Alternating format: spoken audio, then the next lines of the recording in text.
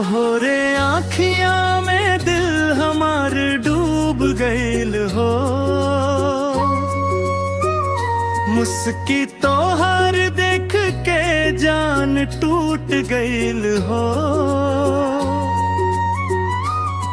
कहला दिल रोज रोज एके बात हो।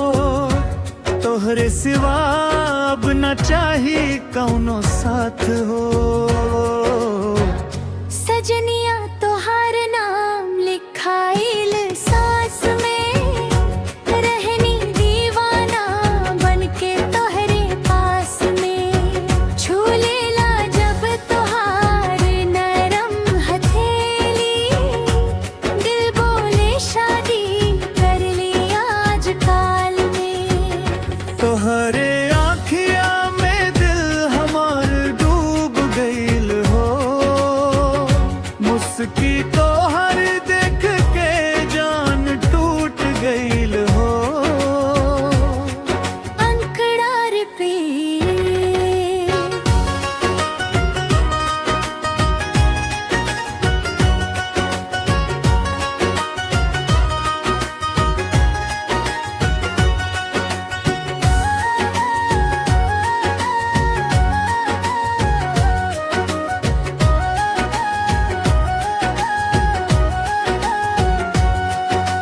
रात भर जागी ता बस तोहरे ख्याल में। पागल बन गई नी तोहरे प्यार में। दुनिया जले चाहे कुछ बोले, नाम तोहार लिख दी दिल के दीवार में। तेरी जार हो नान हो। तोहरे बिना सुना जहान हो।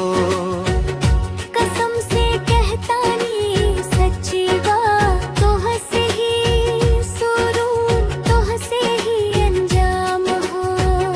तोहरे